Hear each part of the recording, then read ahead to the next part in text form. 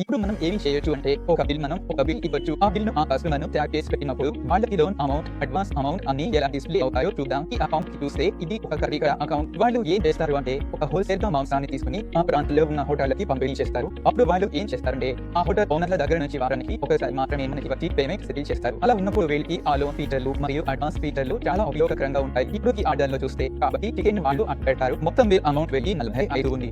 ఈ బిల్ కి జయం మోటార్ కస్టమర్ ను మ్యాప్ చేస్తున్నాను.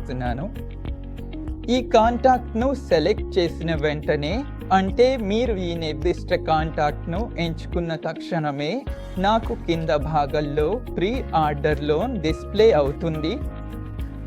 ఇది ఒక ప్రత్యేకమైన ప్రీ ఆర్డర్ లోన్ ఆప్షన్. ఇది స్క్రీన్ దిగువన స్పష్టంగా కనిపిస్తుంది.